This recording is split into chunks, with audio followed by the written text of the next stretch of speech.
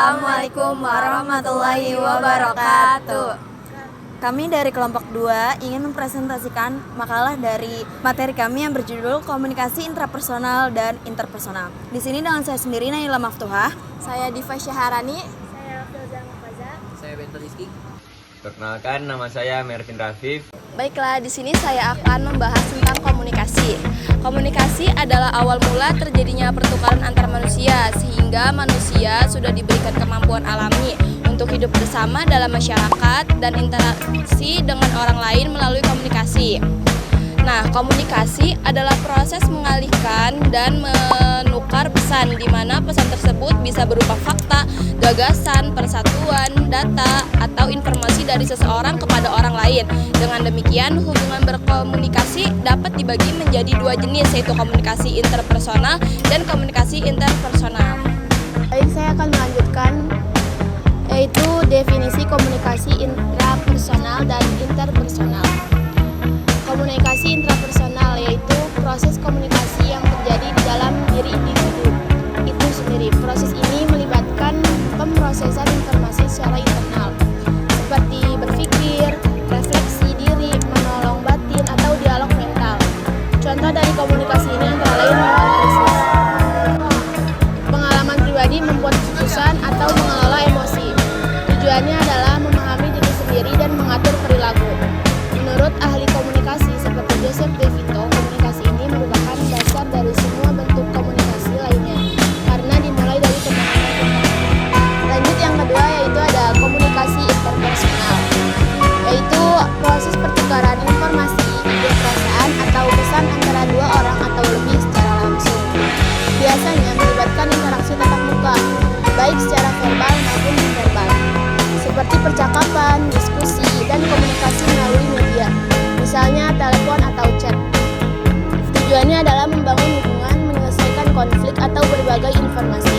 Menurut model komunikasi interpersonal dari Knapp dan Vangelisty, proses ini dipengaruhi oleh faktor-faktor seperti konteks, budaya, umpan dari. Nah, selanjutnya ada fungsi-fungsi dari komunikasi intrapersonal dan juga interpersonal. Fungsi komunikasi interpersonal. Komunikasi intrapersonal berperan sebagai proses internal yang membantu seseorang mengelola dirinya sendiri, seperti pengambilan keputusan, membantu seseorang memproses informasi. Contohnya, seseorang berpikir kembali mengenai pilihan karirnya. Yang kedua ada pengelolaan emosi, mengatur perasaan seperti stres, marah, atau gembira melalui refleksi diri sehingga menghindari reaksi impulsif. Yang ketiga ada refleksi diri dan pengembangan diri, yaitu meningkatkan kesadaran seperti menganalisis kekuatan dan kelemahan untuk tumbuh secara pribadi. Yang selanjutnya ada fungsi dari komunikasi interpersonal. Komunikasi interpersonal berfungsi untuk membangun dan mempertahankan hubungan antar individu. Fungsi utamanya seperti membangun dan mempertahankan hubungan, memperkuat ikatan sosial, seperti dalam pertemanan, keluarga, atau hubungan romantis. Yang kedua ada pertukaran informasi, berbagi pengetahuan, ide, atau fakta, saling memahami seperti dalam diskusi kerja atau percakapan sehari-hari. Yang ketiga ada pengaruh dan persuasi, mempengaruhi sikap atau perilaku orang lain seperti meyakinkan teman untuk bergabung dalam proyek tertentu.